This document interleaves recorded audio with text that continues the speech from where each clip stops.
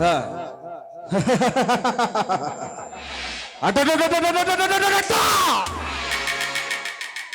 ಯದಾ ಯದಾ ಹಿ ಧರ್ಮಶ್ಯ ನಿರ್ಭಗತಿ ಭಾರತ ಅಭ್ಯುಸ್ಥಾನಾಮ ಧರ್ಮಶ್ಯ ತದಾತ್ಮಾದಂ ಸೃಜಾಮ್ಯಹಂ ಪವಿತ್ರಾನಾಯ ಸಾಧೂನಾ ವಿನಾಶಾಯ ಚತುಷ್ಕೃತ ಧರ್ಮ ಸಂಸ್ಥಾಪನಾರ್ಥಾಯ ಸಂಭವಾಮಿ ಯುಗೆ ಯುಗೆ. ಇದೇನಪ್ಪ ಖಳನಾಯಕನ ಬಾಯಲ್ಲಿ ಸಂಸ್ಕೃತದ ಶ್ಲೋಕ ಬರ್ತಾ ಇದೆ ಅಂತ ಆಶ್ಚರ್ಯ ಪಡ್ತಾ ಇದ್ದೀರಾ? ಇದರ ಅರ್ಥ ಏನ್ ಗೊತ್ತಾ? ಜಗದಲ್ಲಿ ಅನ್ಯಾಯದ ಅಟ್ಟಹಾಸ ಹೆಚ್ಚಾದಾಗ, ಅಧರ್ಮ ತಾಂಡವಾಡುತ್ತಿರುವಾಗ, ನಮ್ಮಂತ ಕಾಳಧನಿಕರ ದಬ್ಬಾಳಿಕೆ ಹೆಚ್ಚಾದಾಗ ಅದನ್ನ ಮಟ್ಟ ಹಾಕೋದಕ್ಕೆ ದೇವರು ಯಾವುದಾದರೂ ಒಂದು ರೂಪದಲ್ಲಿ ಹುಟ್ಟಿ ಬರ್ತಾನಂತ. ಆದ್ರೆ ಇದು ಕಲಿಯುಗ. ತಲೆ ಇರೋರೆ ಕಲಿಯುಗ, ತಲೆ ತೆಗೆಯೋರೆ ಕಲಿಯುಗ, ತಲೆ ಹೊಡೆಯೋರೆ ಕಲಿಯುಗ. ಅಂದಾಗ ಆ ದೇವ್ರು ಹುಟ್ಟೋದಂದ್ರೆ ಏನು? ನಮ್ಮಂತ ಖಳನಾಯಕರನ್ನ ಮಟ್ಟ ಹಾಕೋದಂದ್ರೆ ಏನು? ಸಾಧ್ಯವೇ ಇಲ್ಲ.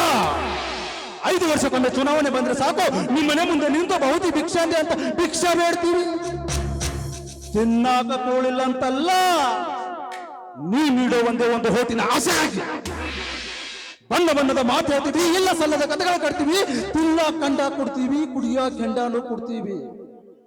ಪ್ರಸಂಗ ಬಿದ್ರ ನಿಮ್ ಮಗ್ಲಾಗ ಮಲ್ಕೊಳಕ್ ಒಂದು ಹೆಣ್ಣು ಕೊಡ್ತೀವಿ.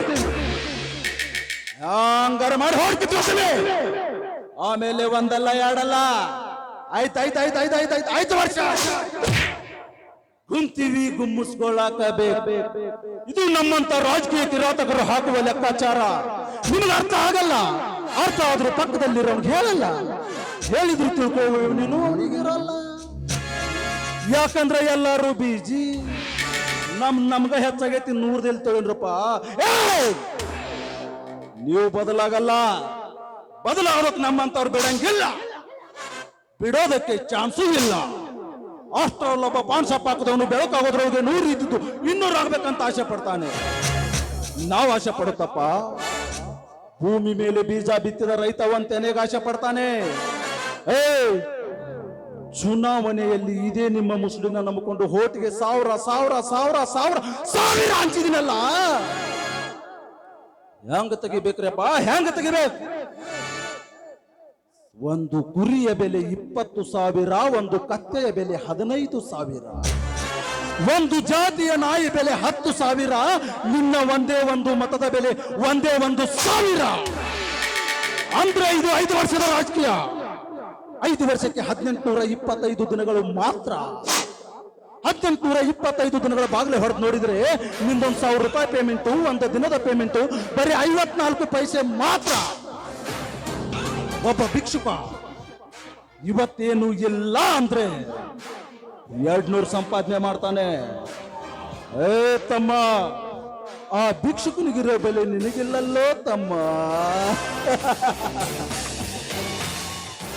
ಸರ್ಕಾರಿ ಸಾಲಿ ಮಾಡಿಕೊಡ್ರಿ, ರೋಡ್ ಕೆಟ್ಟವ್ ರೋಡ್ ಮಾಡಿಕೊಡ್ರಿ, ಸರ್ಕಾರಿ ದವಾಖಾನಿ ಮಾಡಿಕೊಡ್ರಿ ಅಂದ್ರೆ ಹಿಂದ್ ಬಿದ್ದಿರೋ ಬೋಕ್ಯಾರ್ ನಮ್ಮ ಅಪ್ಪ ಮುಚ್ತಾನ. ನಿಮ್ ತಲೆ ಮೇಲೆ ಬಂಡವಾಳ ಹಾಕಿದೀವಿ ಅಂದ್ಮೇಲೆ ನೀವೇ ಮುಚ್ಚಬೇಕು. ನಾ ಮಾತಾಡೋದು ಸ್ವಲ್ಪ ಬಿರುಸು ಅನಿಸ್ತೈತಿ, ಆದ್ರ ಅದ್ಯಾವತ್ತಿದ್ರು ಕರೆನ ಇರ್ತೈತಿ. ಇರಾಕಬೇಕು. ದುಡ್ಡಿನ್ಯಾಗ ದೊಡ್ಡವ ಈ ಶ್ರೀಕಾಂತ್ ಗೌಡ, ಸೊಕ್ಕಿನ್ಯಾಗ ದೊಡ್ಡವ ಈ ಶ್ರೀಕಾಂತ್ ಗೌಡ, ದೌಲತ್ನ್ಯಾಗ ದೊಡ್ಡವ ಈ ಶ್ರೀಕಾಂತ್ ಗೌಡ.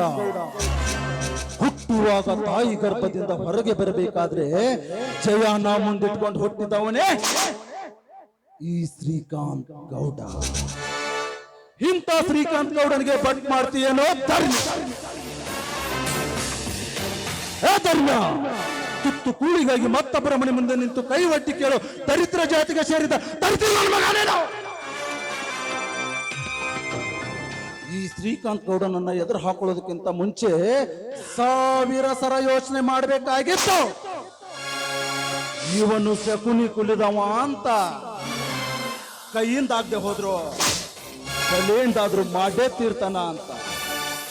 ಇವನು ಹೂ ಅಂದ್ರೆ ಪ್ರೇಮೆ, ಹೂ ಅಂದ್ರೆ ಸೊನಾಮೆ.